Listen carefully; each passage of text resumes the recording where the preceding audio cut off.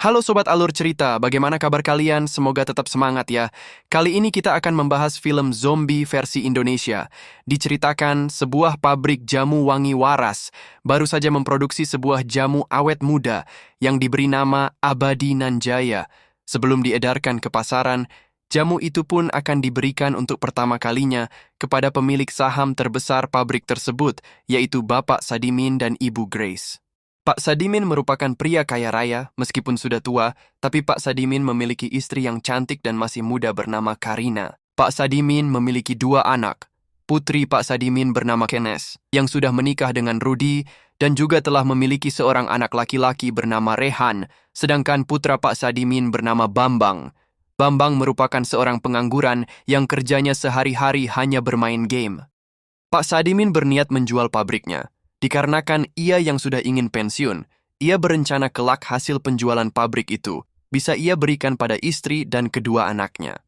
Sehabis mandi, Pak Sadimin terkejut melihat wajahnya yang tampak muda, bahkan rambutnya yang semula telah memutih, kini kembali tampak menghitam. Ia yakin itu adalah efek dari jamu Abadi Nanjaya yang sebelumnya ia minum. Ia tidak menyangka jika efek jamu produk baru mereka khasiatnya sehebat itu. Pak Sadimin yang semula ingin menjual pabriknya, kini berniat membatalkannya. Tentu saja anak-anaknya pun merasa kecewa, sebab mereka sangat berharap mendapatkan uang hasil penjualan pabrik ayahnya. Namun Pak Sadimin tetap bersikeras membatalkan niatnya untuk menjual pabrik, sebab ia yakin jamu Abadi Nanjaya pasti nantinya akan sangat laris, dikarenakan khasiatnya yang luar biasa. Terlebih Pak Sadimin juga mengingat perjuangannya membesarkan pabrik jamu wangi waras miliknya. Di tengah perdebatan itu, tiba-tiba saja Pak Sadimin merasakan tubuhnya mengalami keanehan. Ia merasakan sakit yang luar biasa. Seluruh otot tubuhnya tampak menegang, dan tiba-tiba muncul luka seperti lubang-lubang kecil yang mengeluarkan darah di lehernya. Pak Sadimin pun mengerang kesakitan. Setelahnya Pak Sadimin muntah darah dan lalu pingsan. Karina yang panik melihat suaminya yang pingsan meminta Mbok Su untuk memanggil Pak De supir pribadi di keluarga itu. Namun tak berapa lama, tiba-tiba Pak Sadimin yang pingsan terbangun kembali dan menyerang siapa saja yang di dekatnya dan berusaha menggigitnya layaknya seperti zombie. Pak De si supir yang baru masuk menjadi sasaran gigitan zombie Pak Sadimin. Beruntung Bambang segera membantunya, namun Bambang juga kini jadi sasaran gigitan zombie Pak Sadimin. Bambang yang terpojok, spontan menembak ayahnya, yang sudah berubah menjadi zombie itu. Karina pun menangisi suaminya yang kini sudah menjadi mayat.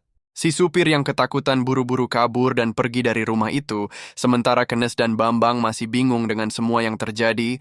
Bambang sangat menyesal karena telah menembak ayahnya sendiri. Di dalam rumah, beberapa pelayan telah menjadi zombie juga dan berusaha menyerang Karina, Rudi, Rehan, dan Mboksu yang masih belum terkena gigitan.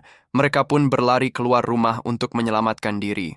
Ganesh yang baru teringat akan Rehan putranya, kembali ke rumah untuk melihat Rehan dan Rudi, namun ia tidak menemukan mereka. Justru pelayan yang telah jadi zombie mendatangi dan menyerangnya. Ganesh dan Bambang akhirnya kabur dari rumah itu. Sementara supir yang tadi sempat terkena gigitan zombie Pak Sadimin, kini telah berubah jadi zombie. Ia yang sedang berkendara menabrak rumah warga yang tengah mengadakan hajatan. Warga yang hadir di hajatan itu pun akhirnya terkena virus zombie. Kini zombie-zombie pun semakin banyak, dikarenakan siapapun yang tergigit, lambat laun akan berubah. Jadi zombie juga, dan akan menyebarkan virus zombie kepada yang lain dengan cara menggigitnya.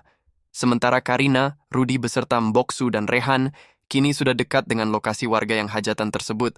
Mereka pun kini menjadi korban kejaran para zombie. Tiba-tiba hujan turun, dan anehnya zombie itu menjadi tenang dan tidak menyerang. Ternyata para zombie ini akan tenang jika turun hujan ya sobat. Di saat yang bersamaan Kenes menelpon Rudi, menanyakan keberadaan mereka. Rudi memberitahu keberadaan mereka yang dekat dengan lokasi hajatan warga. Kenes pun menuju ke sana. Sementara hujan yang telah reda mengakibatkan para zombie agresif kembali, Karina dan yang lainnya pun berlari memasuki rumah warga untuk berlindung dari kejaran para zombie. Saat Kenes dan Bambang tiba, mereka terkejut melihat betapa banyaknya orang yang telah menjadi zombie. Bambang menyalakan klakson sebagai tanda bahwa mereka telah sampai, namun ternyata suara klakson itu menarik perhatian para zombie itu, maka semua zombie bergerak mendekat ke mobil mereka. Bambang yang panik tidak tahu harus berbuat apa, ia memundurkan mobil dan menabrak beberapa zombie itu. Saat semua zombie bergerak ke mobil, Karina dan Rudy memanfaatkan kesempatan itu untuk keluar dari rumah. Mereka berniat memakai mobil yang dipakai supir sebelumnya, namun ternyata mobilnya rusak parah. Salah satu zombie melihat pergerakan mereka, zombie itu pun mendekat dan menyerang. Karina membawa Rehan masuk ke dalam rumah, sementara Rudy mencoba melawan zombie yang hanya satu itu. Karina dan Rehan pun berhasil selamat, namun sialnya Rudy sudah terkena gigitan meski ia berhasil melumpuhkan zombie itu.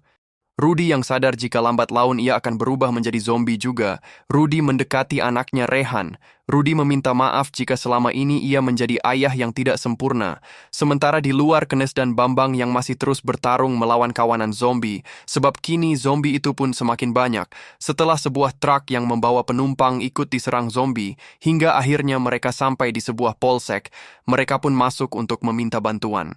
Sementara mereka menceritakan apa yang terjadi di luar. Di tempat lain, Karina harus berjuang menyelamatkan dirinya dan Rehan dari serangan Rudy yang telah menjadi zombie. Beruntung keduanya selamat dan bertemu dengan pemilik rumah bernama Ningsih yang juga selamat. Ningsih menelpon pacarnya yang seorang polisi, memberitahukan yang terjadi dan memberitahu jika mereka selamat. Polisi yang ditugaskan mendatangi lokasi justru malah menjadi korban gigitan para zombie. Bahkan sang komandan polisi juga sudah terkena gigitan dan tiba-tiba menjadi agresif. Namun Rahman tidak berani menembak komandannya. Akhirnya Bambang mengambil pistol Rahman dan menembaknya. Namun zombie komandan belum mati dan tetap agresif menyerang. Akhirnya mereka mendorongnya ke dalam sel dan menguncinya. Sementara kawanan zombie di luar tampak mengepung kantor polisi itu, mereka pun naik ke atas gedung untuk memantau pergerakan para zombie itu. Kenesyang merasa ragu jika ia akan selamat dari serangan zombie yang teramat banyak itu, menelpon Karina. Kenes pun sangat sedih mengetahui jika Rudy telah menjadi zombie. Kenesyang khawatir jika ia tidak akan selamat, meminta pada Karina untuk menjaga Rehan jika ia benar-benar tidak selamat. Karina pun berjanji akan menjaga Rehan. Sementara Rahman dan Bambang yang memantau pergerakan kawanan zombie dari atas keheranan, melihat para zombie yang bergerak ke masjid, ketika azan berkumandang, Rahman berpikir, jika kemungkinan zombie itu tertarik dengan suara yang keras, untuk memastikannya, Rahman pun menyalakan petasan hasil tangkapan yang ada di kantor polisi itu, dan benar saja, kawanan zombie itu pun bergerak menuju kantor polisi itu. Beruntung Rahman mengarahkan petasan itu ke kawasan persawahan yang ada di sekitar kantor polisi. Hari mulai gelap, Rahman dan yang lainnya memakai baju pelindung. Mereka akan menerobos keluar menuju truk setelah mengalihkan perhatian kawanan zombie itu dengan ledakan beberapa petasan. Namun usaha mereka tidak berjalan mulus karena kawanan zombie itu sudah sangat banyak. Mereka dikepung oleh zombie dari berbagai arah. Beruntung mereka memakai pakaian pelindung hingga mereka terbebas dari gigitan kawanan zombie tersebut. Beberapa saat kemudian, hujan turun, yang menyebabkan zombie-zombie itu menjadi tenang. Di tempat lain, Karina dan Ningsih berusaha kabur menggunakan sepeda motor, di saat para zombie sedang tenang. Namun di tengah jalan, motor itu mogok dan para zombie bergerak ke arah mereka. Kenesyang melihat segera menyalakan kembang api untuk mengalihkan perhatian kawanan zombie agar menjauh dari Karina dan Ningsih yang membawa Rehan anaknya. Aksinya itu berhasil, kawanan zombie itu menjauh, ia pun bisa menemui Rehan di saat hujan berhenti kembali. Para zombie kembali aktif, mereka segera memasuki mobil. Karina memberanikan diri menyetir truk yang membawa mereka, namun kawanan zombie terus mengepung truk itu, hingga Karina pun menabrak beberapa zombie yang menghalangi jalan mereka. Kita tidak bisa menampilkan beberapa adegan yang teramat brutal dari film ini ya sobat. Karina yang kehilangan keseimbangan malah menabrak bangunan kantor polisi. Di sana akhirnya Ningsih bertemu Rahman, kekasihnya. Tapi kawanan zombie terus bergerak mengejar mereka. Kini semua zombie mengepung kantor polisi itu. Ningsih berlari ke dalam. Sementara Rahman melindungi dari depan, namun Ningsih yang tidak mengetahui jika sebelumnya ada zombie komandan yang terkunci di dalam sel. Ketika Ningsih bersandar, zombie komandan menggigit Ningsih. Rahman yang hanya seorang diri juga tidak mampu mengatasi kawanan zombie yang terus menerobos masuk. Sepasang kekasih itu pun akhirnya menjadi santapan kawanan zombie itu. Di tempat lain, Bambang berusaha melindungi Karina, Kenes dan Rehan. Ia menembaki satu persatu zombie yang masuk di antara kawanan zombie itu. Tampak salah satu yang merupakan zombie Rudy. Akhirnya Kenes sendiri yang menembak zombie Rudy suaminya. Hingga Bambang yang kakinya terluka meminta yang lainnya untuk pergi menyelamatkan diri, sementara ia akan menghadang kawanan zombie itu. Bambang menyalakan kembang api untuk memancing kawanan zombie agar mendekat ke arahnya. Ia berencana mengorbankan dirinya agar yang lainnya bisa kabur dari tempat itu.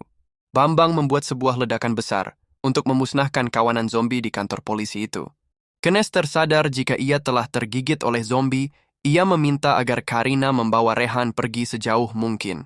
Karina pun berjanji akan membawa Rehan dan menjaganya, sementara Kenes menembak dirinya sendiri. Di akhir film, diperlihatkan jika Ibu Grace yang sebelumnya mendapatkan jamu abadi Nanjaya sedang mencobanya dan suaminya memujinya karena tampilannya yang tiba-tiba menjadi sangat awet muda, dan film pun berakhir.